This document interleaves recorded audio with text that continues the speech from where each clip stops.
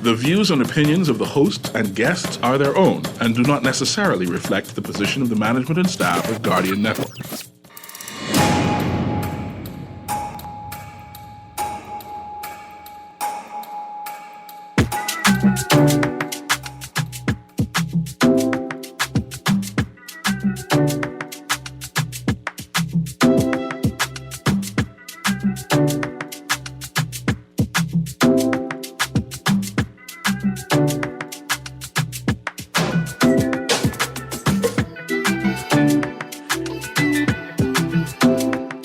Yawning this morning, and welcome back to Guardian Radio 96.9 FM, your station for fresh news, smart talk all day. It is Monday, the 29th of April, 2024, and you are on the clock with Erin, Greene.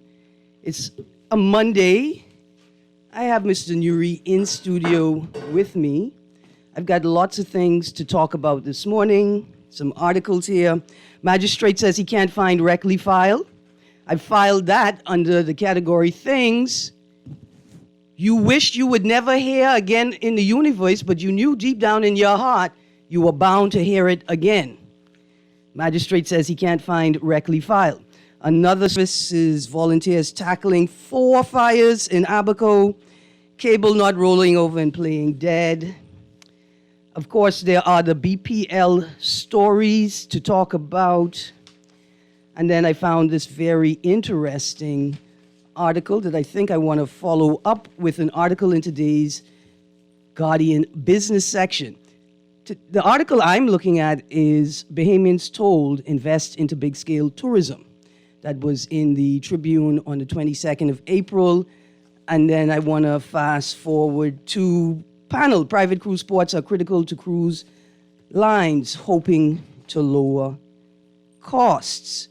But let's start with fire services, volunteers tackling 4 fires in Abaco. Abaco Fire Services and volunteers are working to contain 4 separate fires in the Marsh Harbor and Spring City areas, forcing the closure of a section of the island's main road today. So that was Friday. Fire Chief Danny Sawyer told the Tribune, quote, "One was down by the DRA site where they had all the hurricane domes stored in trailers, and it's burnt up into the back of Spring City. We put in a fire break." They put in a fire break. First time we're hearing that in a fire story. But it jumped the break and started going up in the back of Spring City. "One of our trucks is going to assist them because it's getting out of control."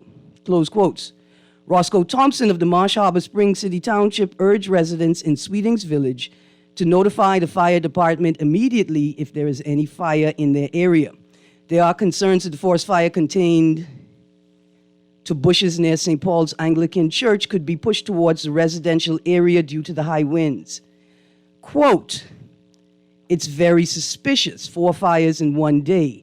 It was 4 fires within hours of each other. I don't think it's the heat. I think someone intentionally had to do this. You don't get this many fires in one day." Close quotes. Mr. Thompson advised residents of Spring City to watch their homes and the residents of Sweetings Village to keep an eye out. He added, quote, "Because the fire in the town and the way the wind is blowing, it will blow towards them," close quotes. I fast forward quickly to the story in today's today's Tribune, front page, bottom fold. Volunteer firefighters spent over 30 hours battling a number of fires that erupted in Marsh Harbor and Spring City on Friday. Quote, "Everything is under control now," close quote, said Roscoe Thompson, chairman of the Marsh Harbor Spring City Township, yesterday. Quote, "No homes were destroyed, no businesses were lost. From the one at the old government clinic, it did burn up into the back of Sweetings Village, Vision Heights, and some businesses along the way, the Kidney Center, the zone behind the Methodist Church, places like that, but no buildings lost. And then in Spring City, no homes or businesses were destroyed, but one derelict building from Dorian did catch from the bush, but it was an old derelict building. At least 4 blazes were tackled by firefighters over the weekend. Fire Chief Danny Sawyer had earlier told the Tribune a fire erupted at the DRA site. Mr. Thompson said although police and defense force officers helped there was little government assistance. Quote, "We don't rely on government," close quotes, he said. Quote, "like the equipment operators, getting them to help with pushing a fire break before it jumps." Is there some way that the government can subsidize the operation of this heavy equipment to assist in putting out the fire? I wanted to read these stories first on the list for two reasons. I have not seen in the media a follow-up to the Andres fire. The last story I saw was the story indicating the damage and loss to Bamsi resources, 40% of livestock pastures, 45% of mango orchard, and I think 75 or 70% of avocado grove destroyed by fire. I was hoping to see some follow-up on that. I tell you why. First of all, because it's important, eh? Just because it's important. Second of all, because Family Island residents deserve equal and equitable access to national resources. Just because they're on a far-flung Family Island doesn't mean that their news isn't national news.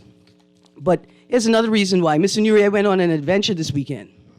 I went into the bush. Where did you go? I can't tell you. Okay, what you do in the bush? Looking for things. What things that you put down, I hope. Well, things that I may have put down, but I can't remember if I put them down. Okay. But I found 3 different sets of wild tomatoes growing in the bush somewhere on New Providence. Not only 3 sets of wild tomatoes growing, but I found this fruit that somebody referenced. They call it cup and saucer. So when they were little, they used to call it cup and saucer. But I found this fruit in the bush, and it's only the second time that I've ever found it. And it's in the same general area where I found the first set of this fruit that people used to call cup and saucer. I just imagine, I didn't know these things was living in the bush, you know. I had no idea, but just imagine if that bush had been hit by fire. We never would have found these treasured specialty tomatoes, you know. So somebody must have thrown them down there, even if that somebody is a bird. But then on top of it, I found a field of callaloo. A field of callaloo just growing. Nice, wild. Yeah. And then I found passion fruit just growing in the bush. I thought to myself, imagine if a fire had raged through this area before I was able to get into this bush. All of these things could have been lost. I'm talking about thousands. I'm talking about thousands and thousands of little cherry tomatoes. And so I hope that the state ensures the proper attention is paid to these fires, but also to the public dissemination of information around them. Let's go to the phone line. Good morning, caller. Pleasant good morning, Ms. Greene. How you doing? Good, thank you. How are you? Not too bad. Just a public service announcement. If anybody's heading anywhere on Bay Street, if you could avoid that, they've still got that section blocked off there by VIP. Traffic's at a standstill. Oh, so the drain cleaning. That area, just advise the motoring public to do so. Thank you very, very much. Thank you very much. To the motoring public, parts of Bay Street are still closed to vehicular traffic due to the drain cleaning exercise, I think it was, that was taking place this weekend. If you can avoid downtown, avoid downtown. If you're on your route to downtown, there are many ways to avoid downtown, but I ask you one favor. Do not for one moment think that your urgency warrants you disregarding traffic controls. For one moment, don't think that your frustration, even with unannounced road closures and detours and possible traffic delays, that your frustration warrants you ignoring traffic controls. See, I know how you feel. You may be mad at the government. Many of us are, because they don't feel the need to warn you that they've closed off the road. Forget the government. Don't worry about them. Make them obsolete for a minute. They don't exist. think about what you do to your fellow citizens. It's like a proxy war. Why you beating me up because you mad at the government? You got to have the heart to go talk to the government yourself. There were a number of vehicular accidents over the weekend. I saw a car on its head. I thought it was dancehall for a minute. And then I saw the dance floor was wet. It was slippery. The rain, I guess, had just fallen. It's maybe even 4-car collision. And then this morning, I saw other accidents, but this morning when I awoke, I saw an accident at Shirley and Mackey Street. Shirley and Mackey Street. It appears that somebody ran into the building again on the southwest quadrant of that intersection. It is amazing. I have a text here that said, "You would not believe it, but I found a pistachio tree on Fire Trail West." Yeah, I've seen a pistachio tree in Fire Trail West. And you ain't tell me. And that, what kind of tree? That apple. That apple would be. The snow apple? Yeah, The rose, something named rose. Yeah, the rose or snow or Otahiti. And then apple. What else I found? Nice watery summer fruit. And what that yellow one? Starfruit. Yeah. Yeah. All on Fire Trail West? Off Fire Trail Road, opposite the. What the picture used to go out and hang out on Saturdays? Gladstone Road, Farmers Market? Farmers Market, yeah. Yeah, through the back there? Yeah, She wouldn't go on in the back Yeah, there. it's on the yard, but I mean, I have it to- hung over. So I assume the hangover Part is accessible to yes, the public. It's for the public. I have a neighbor like that. God bless you, my sweetest neighbor. Yeah. She say, "Child, God put these set in the road so I don't have to be a thief." That's how I see it. Yeah. So I wait till the car was in there. I have to teach you how to talk about food without talking about where it is. Yeah. Yeah. Right through there, but it's a good corner. I can tell you that. Yeah, the audience blesses you. Good. The audience says, "Thank you very much." Thank you, Texter, for that. A pistachio tree. I know that we have macadamia trees as well here. And most people don't know, many people don't know anymore that the almond that we have, you could dry that and bark that and eat the nut on the inside. But this is why it's important to follow or to have a fire policing strategy, a fire strategy so that you can ensure, particularly in the absence of agricultural surveys that identify where your most valuable fruit sources and your rarest fruit trees are located, we have to pay attention to fires and always have a quick response. So, Mr. Nuri, there are a couple of stories in the paper that I have some notes on. Again, PM must act on marital rape, women's groups say. I plan on having Ms. Alicia Wallace from Equality Bahamas join me next week to have a deeper conversation about this. But this headline, PM, women not equal, ? Y'all ruling us, man. I'm thinking if those two conversations should be combating. You're ruling us, man, right? There's no need to be creating no bill for marital rape. You're in charge anyway. You really think so? The Prime Minister thinks so. That's who matters. That's not who matters. I'm going to say it goes. Pardon? And ask any union. When you can't get the minister to do anything, say, I'm going to speak to the Prime Minister to get things done. I know who to speak to. Yeah. Y'all need a lobby to speak to the Prime Minister. No. No? No. Okay, so stay outside then. Man, Mr. Nuri, you really want me to jump in that pool right now? Let's go to the You phone save that for line. when you talk to Alicia. Good morning, caller. Good morning, Erin. Hey. And good morning, Nuri. Good morning. Morning. I can't hear Nuri. Nuri can't hear phone. I right there. You can hear him now? No, he's still... Hold on, talking to the mic again. I right here waiting for you to start your conversation. How you doing? I'm doing fine. Good to hear your voice. Erin, Yes, sir. you talk about wild fruit, right? It have to be really wild. Tell me. Wild vegetable. You know, that's why I like in Andres. They have Unigo in Andres, and I think the family animal would be similar. A lot of wild fruit you find in the bushes. Now, the They used to question, hold on. farm- Huh? What type of fruit you saying you? Well, one is called Mami, and It's in the when I Sapota first- family. It's a part of the Dilly family. I could agree. I could agree with that one. Sapota, you may be really, truly wild in the bush because 100, 200, 300 years ago, there were billions, I think a billion easily, Dilly and Sapota family trees throughout this Western Hemisphere. Of course. From South America straight up to Georgia. So but other fruit, tell me what other fruit you think is wild in the bush, like in Andres. Well, if I get to that, New Providence, I grew up in New Providence, I think I'm 10 years old in Newry. Yeah. New Providence used to be up down, and our families go family driving. Yeah. On Sundays. Mm-hmm. We used to go in the bushes on Fort Carmichael Road, and Glaston was developed. Right. What type of fruit you found in the bushes? Well, cocoa plum. Okay, maybe cocoa plum. I could say cocoa plum is one of those fruit that may truly be wild.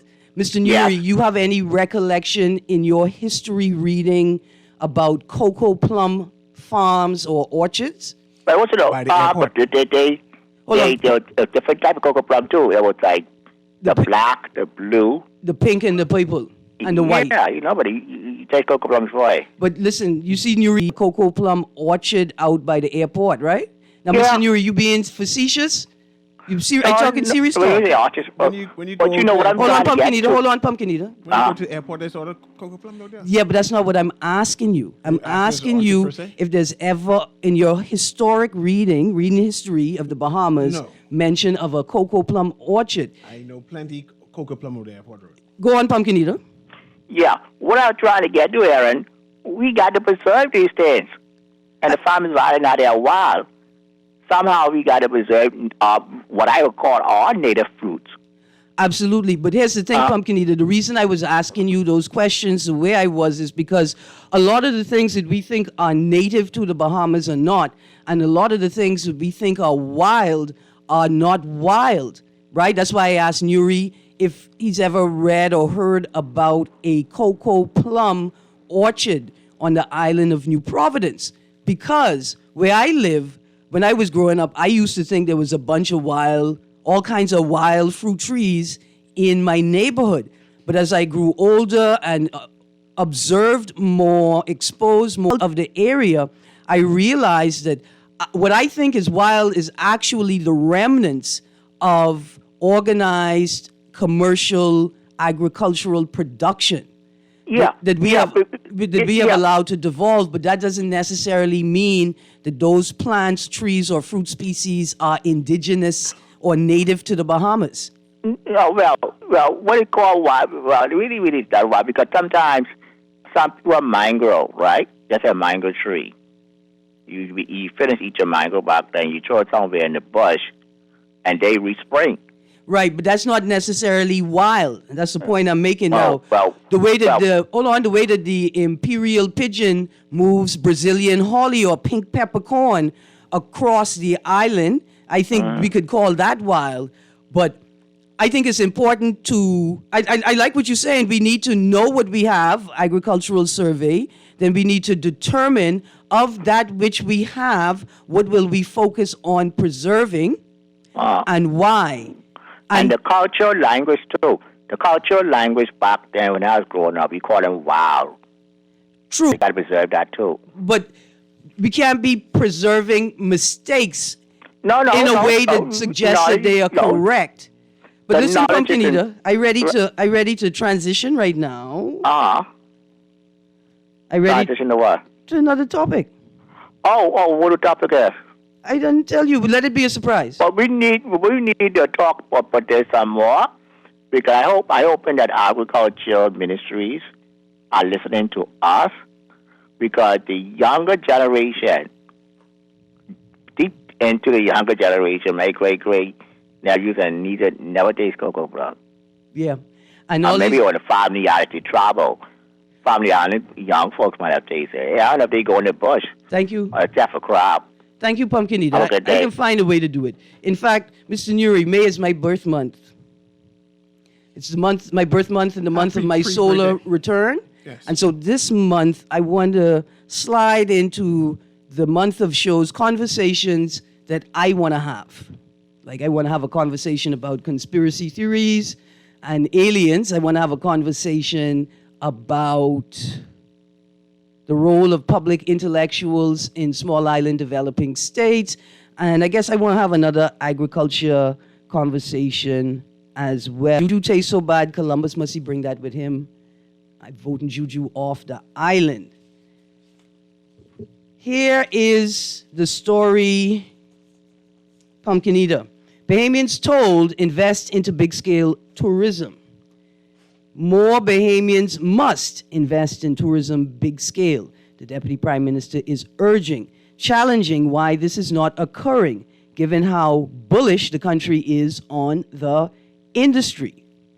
Chester Cooper, addressing the Harbour Island Business Outlook, questioned why Bahamian entrepreneurs are not exploiting the industry's growth potential to invest in larger resorts and other tourism-related projects, as he pointed out that virtually all such assets are foreign-owned, and asserting that the Ministry of Tourism is, quote, bringing the numbers, close quotes, with visitor arrivals for 2024 year-to-date, some 13% ahead of last year's record-breaking 9 million plus.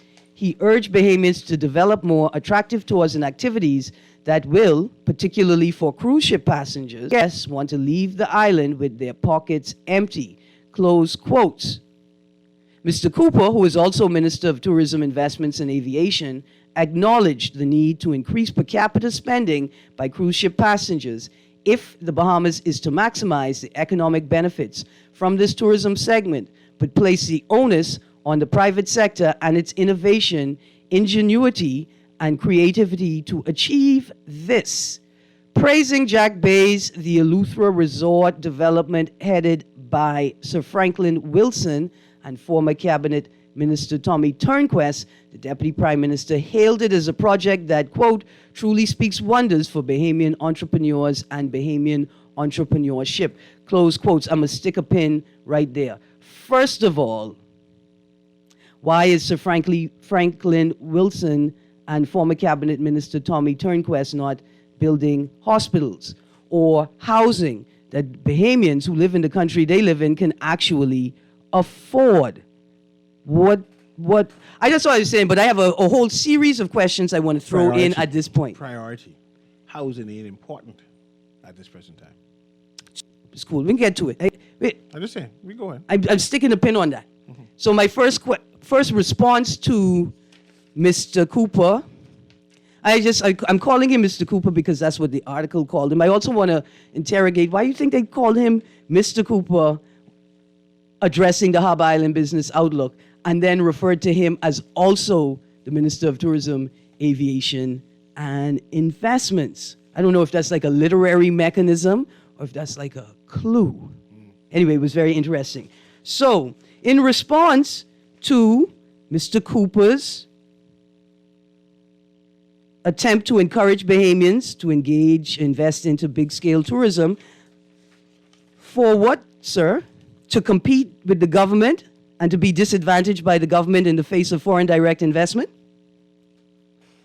And when you assert that the Ministry of Tourism is, quote, bringing the numbers with visitor arrivals for 2024, 13% ahead of last year's record-breaking $9 million plus, are we bringing the customers, sir? Because if we were bringing the customers, we would be making the money. Are we bringing the customers, and how do you expect us, ordinary citizens, to compete with the resorts who are bringing their customers to have experiences that they have curated for them? The next point, here's a quote. Again, the need to increase per capita spending by cruise ship passengers if the Bahamas is to maximize the economic benefits from this tourism segment, but place the onus on the private sector and its innovation, ingenuity, and creativity to achieve this. And so I say, sir, now that you have passed the buck back to us, let me pass it back to you. How can we do that if the physical and public infrastructural needs for private sector innovation and ingenuity do not exist? You tell me that. How do we do that if you refuse to ensure that the public infrastructure and physical infrastructural needs are in place, if you're not focusing on that? Mr. Nuri, Yeah, I'm all yours.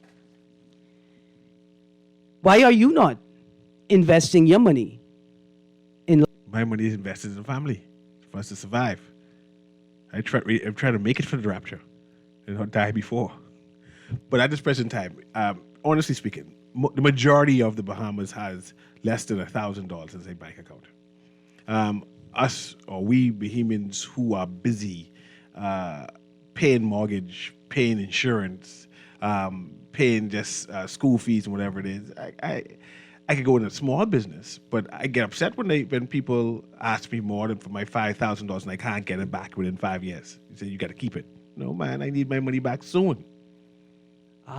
Caller, coming to the caller right now, we're going to get back to that. Your budget cannot tolerate long-term investment. Can't You need tolerate short-term that. investment. Yes. I need a turnover within 6 months. Caller, please call back. Caller, please call back. I hit the wrong button just now. There we go. Good morning, caller. Morning, I'm Erin. Morning, my good friend Nuri. Blessings. Blessings. You broke. You ain't got that kind of money to invest in. Not to give them. But, it's the numbers and everything sounds good as it relates to 27,000 people coming in port. But I want you guys to take in consideration the numbers for a minute. You're talking about 27,000 people coming into the port of Nassau daily, right? Mm-hmm. We're talking about 27,000 people coming in for 3 to 4 days. You're talking about those people are in a small window. Mm-hmm. They come from boat dock at 8 a.m. and they come off the boat 9 a.m., maybe 10, and they got to be back there by 3. Mm-hmm. And that's a very small window for you to organize 27,000 people and find things for those people to do. Mm-hmm. So it's taxing on the infrastructure, on the resources, on the travel companies. They can't provide any type of service in a short amount of time for all those people coming in port. So you can have it will be lacking unless you tell every Bahamian go there, y'all go there at your car and take these people around. No, we need them flying in here and spending time. So that the number as it relates to cruise ship passengers, because I do tours, Erin, Mm-hmm. I do tours, and I can tell you, we don't have. It ain't that we don't have things to do. We have things to do, but to supply all of those people at one time, that's demanding on your country, man. Okay, so over tourism. So watch That this. relates to cruise ship passengers. Have you read the Tourism Development Corporation Act, the bill? Have you read that? Somewhat. But I feel that a lot of people are not, it's not developing entrepreneurs as it relates to, is that if a Bahamian who don't wants to be directly involved in the industry itself, Mm-hmm. and if they have disposable income, and if you have a young entrepreneur who can't get any funding from the bank, who can't get any funding from Tourism Development Corporation, who can't get any funding from the SBC Small Development, that new SBC loan thingy, who can't get funding from these other venture fund, capitalist fund, but who might have a small idea that takes about $3,000 to $5,000 to create. And if a Bahamian who have that disposable income can invest in a young mind, that's a potential to say, hey, I can get some disposable income for myself, but I don't want to go out there and be directly involved in the industry. There are ideas that people have and cannot seek funding from the government or from any other agency because they might be overlooked or the funding might be small. As it relates to, Let me ask you another quick question. In terms of barriers to developing small to medium-sized ventures in this shore excursion space, how does access or the inability to access insurance for your project hamper the small entrepreneur? Well, first of all, the 8 out of 10 visitors, 80% of our visitors, basically, I like to use that number, come up on tip. If you want to get any type of tour happening, and basically compete with them, you got to be with them. So they require $2 million, a lot of them, $2 million liability insurance. Mm-hmm. And it's a vetting process that they might not put you on their lineup Right. of show offering. And then, hold on, and then they have the resources to be able to develop your idea with their own infrastructure. Exactly. Yeah. Exactly. So they're sending these guests. They're sending the guests to you, right? Mm-hmm. And they can send volume to you, but also, they're going to take about 50% of what you make. And if you're a person that has limited what I call inventory, Mm-hmm. for example, you have to do volume. You have to be able, like a Blue Lagoon. They can sign on with the cruise ships because they can take 2,000 to 3,000 people over on the island a day. Right. So once again, a lot of the cruise ships, a lot of the companies that own a lot of these travel businesses here, they're either foreign owned or foreign investors that has Bahamian partners, or Bahamians who are getting loans, but depend highly on whether or not they can supply the demand of these cruise ships. But taking a big hit, not a big lion's share as relates to the tourism cruise ship taking a bigger line. Right. Wow. Interesting. So I'm looking at this article in today's business section. Panel: private cruise ports are critical to cruise lines hoping to lower costs. It says the cost difference between a 700 nautical mile trip and a 2,100 nautical mile trip is about $500,000. Go on. Could I say something? Yes, sir. So Royal Caribbean now, they're going to develop Coco Key. It's a big money-making thing for them. I think the first quarter of this year, they up to about $3 billion in revenue. Mm-hmm. So private islands, they sell the Bahamas as a destination, but the reason people take a cruise is because they want to see what a local port has to offer. So, when we over tourism, basically when we have so much people coming in port, people get frustrated and they stay on the ship. So the cruise passengers will get, the cruise line will get that type of criticism, and then they have to find solutions to get their people to do more things once they get to this destination. And that's why the private island was invented. So, and once they get to that private island, they upsell. And now, when we put this in the city of Nassau, basically a private island, those people now, Royal Caribbean don't only operate other ships, other companies that they buy out, and those particular ships would not come to the port of Nassau. They would go to the private island, turn around, stop to another port, and then never see the city of Nassau. Mm-hmm. So that's what's happening. So we got to be mindful of that. But the government, at the end of the day, that's why they had to increase the landing, the departure tax, $29, so that don't care where you land in the Bahamas, you would pay that departure tax. Now look because here. a lot of them are not coming into the city. Just before I let you go, right? Just before I let you go, when you said that just now, that's why they had to raise the departure tax. I think that possibly let me rephrase that. Is there another strategy or approach that could be used for the government to increase its revenue that does not put the ordinary citizen that the Minister of Tourism is asking to invest in large-scale tourism, right, at a disadvantage? Because I imagine every time the government says, I'm going to add, increase, raise a tax on you, cruise line or resort, they come back and say, well, that's less money that I have to pay my staff. That's less money I have to incentivize my staff with bonuses. Do you see that particular act itself, right, that specifically, and then cruise port private islands inherently as competitive or a barrier to small Bahamian investment in large-scale tourism? There's no competition. They are floating all-inclusive resorts. Their job is to keep everything in-house. If you look at the model, that's what they are.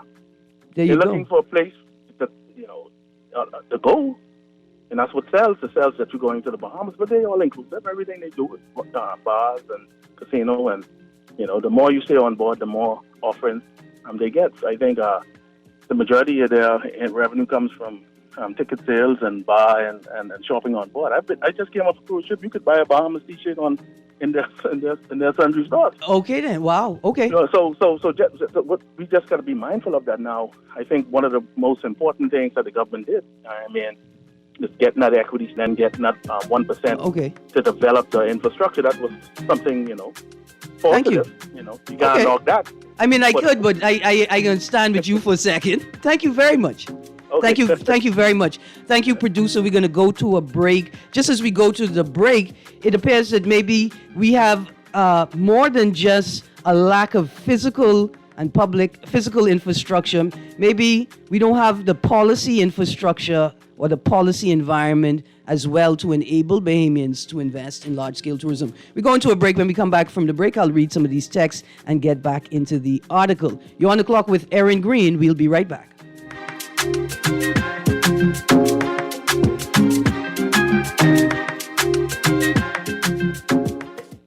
Girl, Junior just showed me Bella Boy in his phone. What you mean? He take picture of that good-for-nothing boy? Shh, you don't want Bella here. You say that. You know she always say that's my good child. So what he doing in Junior phone? Oh, he there because the police looking for him. He on their wanted list. Wanted persons in your phone now? Yes, child. And when police want to find anybody quick, after something happen, they can send pictures direct to your phone. Go to Google Play or App Store and search for Crack Crime Bahamas. Then pick install and it will go straight to your phone. There is also a section on missing persons.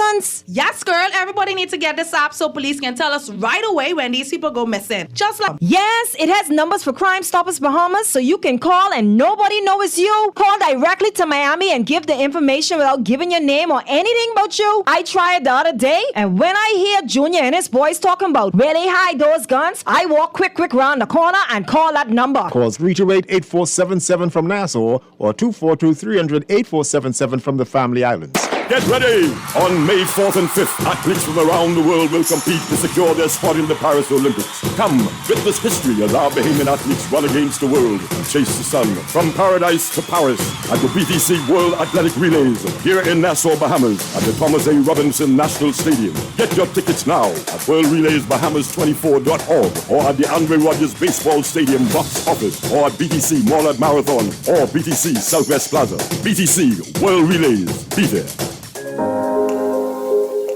Love the show? Want to give your support? Become a sponsor today. Call 302-2300 for our rates and packages. That's 302-2300. Become a sponsor on Guardian Radio 96.9 FM. Fresh news, smart talk, all day. The Grand Bahama News is available every Guardian. You can buy your local paper at Freeport Convenience Stores, Western Bakery, De Gregory's Fine Foods, and Bellevue Gifts. Now is the time to reach your Grand Bahama market with affordable packages, including print and digital. Call GB News Sales Representative Kavandre at 822-6717 or message him on WhatsApp for ad rates. Classified ads are now available every Tuesday as well. Keep up with everything Grand Bahamian every Tuesday in the Nassau Guardian.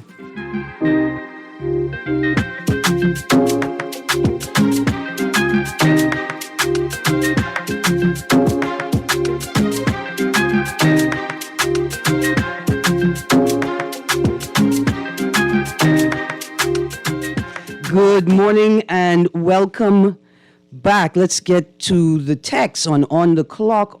Guardian Radio 96.9 FM. Good morning. Just to add to what the last caller said, the cruise provides a lot of things for the tourists. When they come off the cruise, they don't necessarily have to buy anything. Yeah, with this cruise tourist thing now, right, I think that we may forget that there is a finite amount of money that a cruise passenger is going to them or have available to them while they're on the cruise.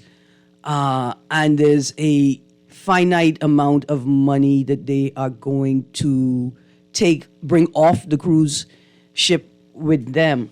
And so I even want to add the economic infrastructure or finance infrastructure to be able to take advantage of the large number of tourists that the minister responsible for tourism says that his ministry is responsible for bringing to the country, right? If you know that there's a limited amount of money that they're bringing off the ship with them, when do they need to see the advertisement for your shore experience, right? And how do you market, and do you have access to the spaces in which cruise passengers go to? They look for experiences and when they're planning their cruise. But I want to say all of that to say this, that maybe our problem, again, sits at the administrative level where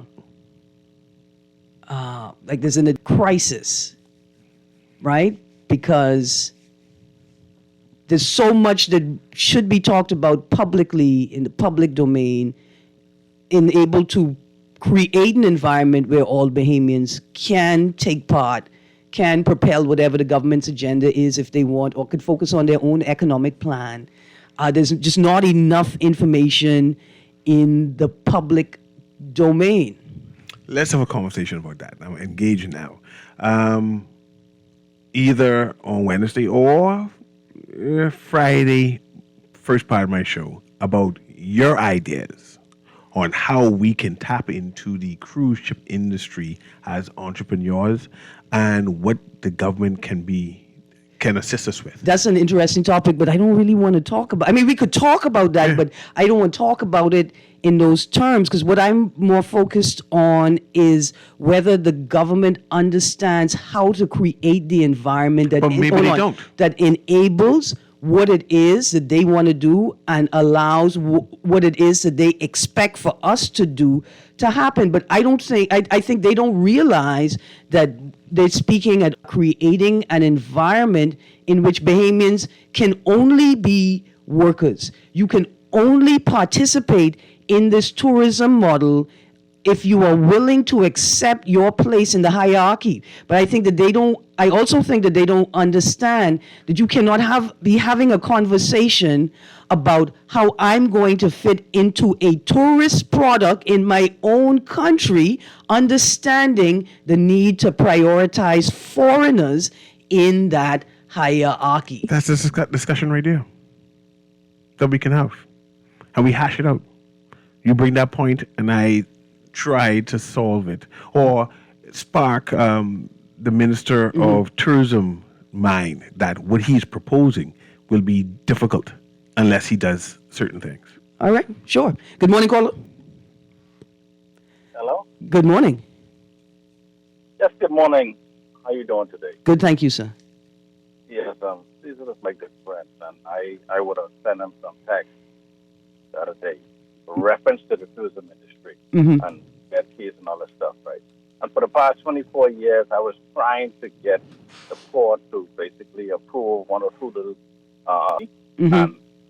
and it was useless, because in there they have people who just basically have a problem with you and cut you down. So in that tourism model, I mean, I heard a fella and it touched my heart. You understand what I'm saying? And I did many things, and I have proof. Cecil could go and check on my status and see what I was paying for this whole weekend. Because right now, I'm agitated, and I can't believe, they do that to Bahamians like that. You understand what I'm saying? And it's not right. Thank you. Not right. Thank you very much, caller.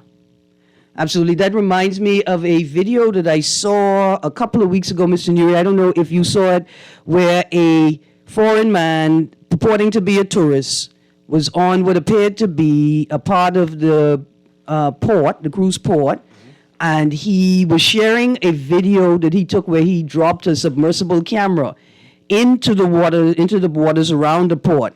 And he had this beautiful little video. And I thought to myself, isn't that a security risk?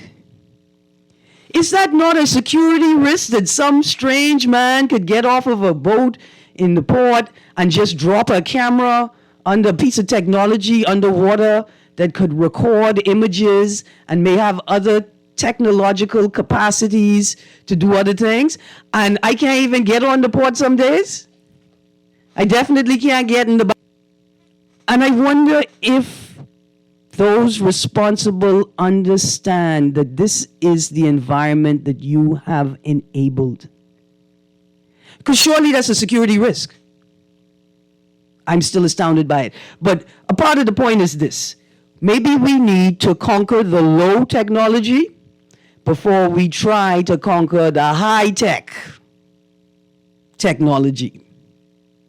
Right? Maybe that's what the problem is. While the minister is asking the average Bahamian to figure out how to invest in large-scale tourism, how about you incentivize and create policies that enable us to conquer small tourism ventures? Like, how about you focus on ensuring that the power stays on Family Island so that they can service their guests properly, right?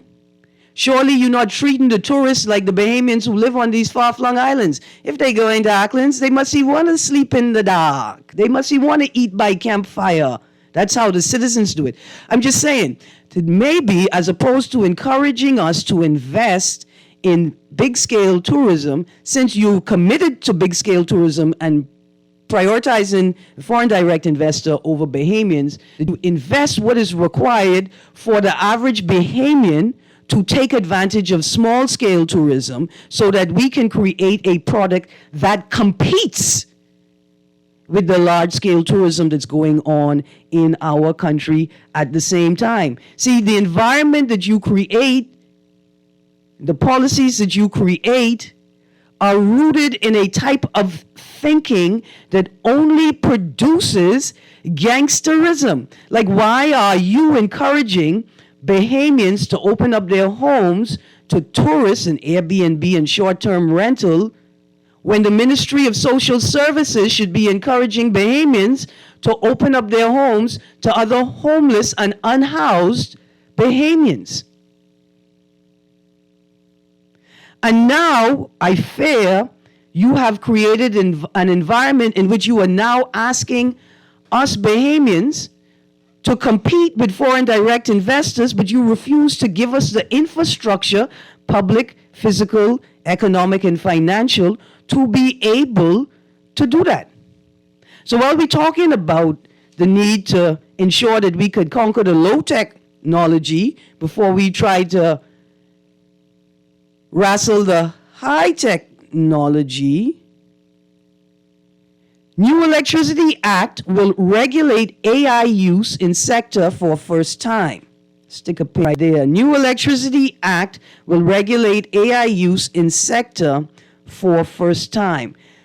Mr. Nuri, several months ago, I asked the question repeatedly, and I want to make this point that you laugh at me a couple times when I ask it. Is there a rationale presented to the public for the recomposition of particular ministries? Right? For some of the ministries. In particular, I was looking at Social Services, Broadcasting and Information, and the Ministry of Energy and Transport.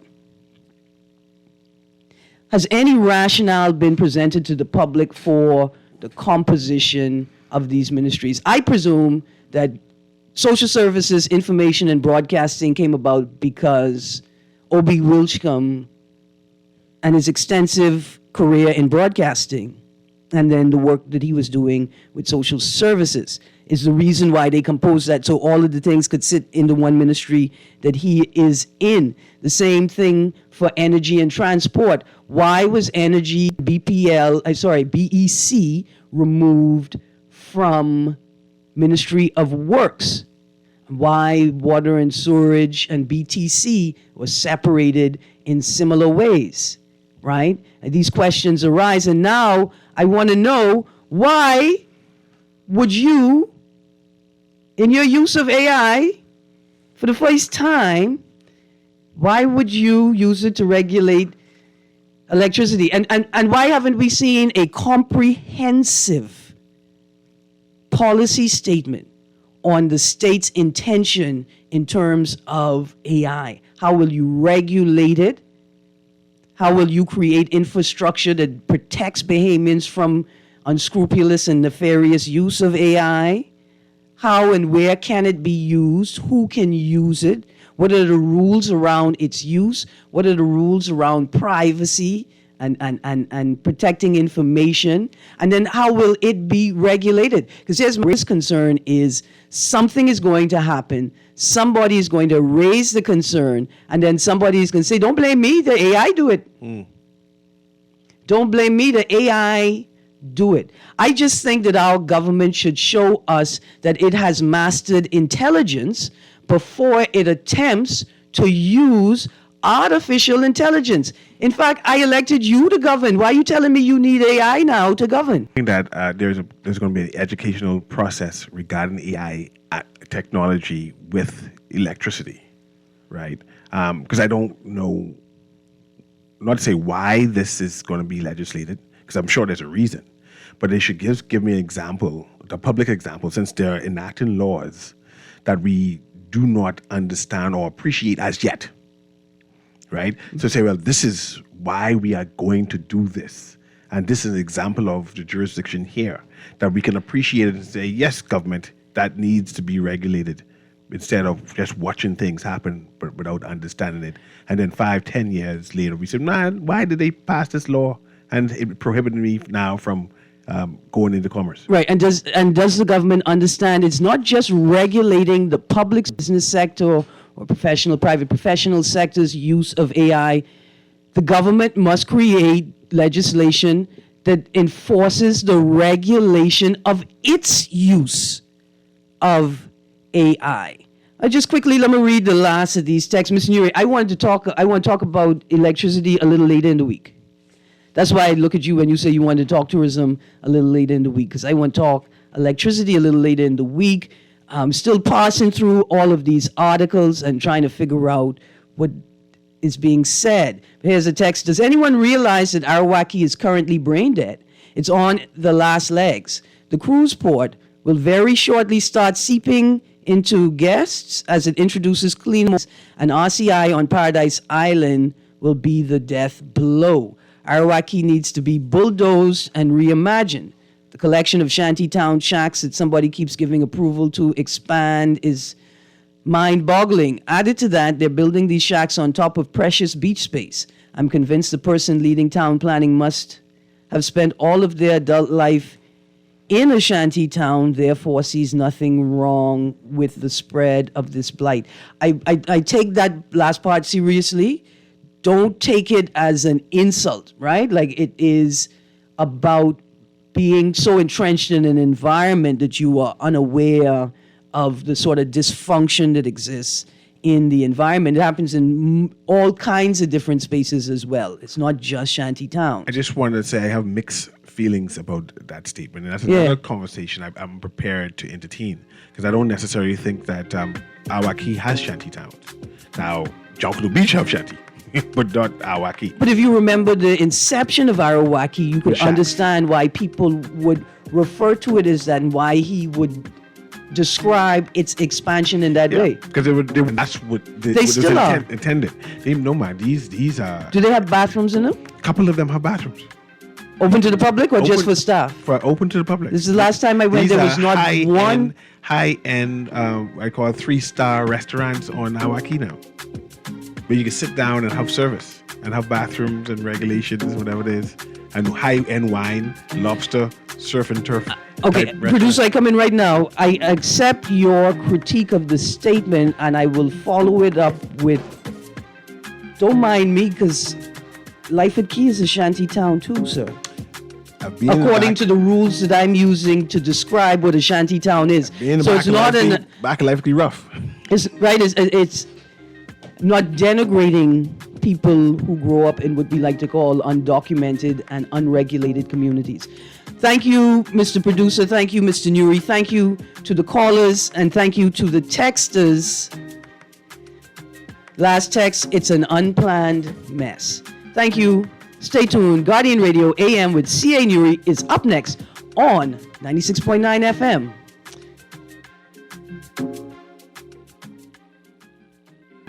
This is Guardian Radio 96.9 FM, Nassau, Bahamas.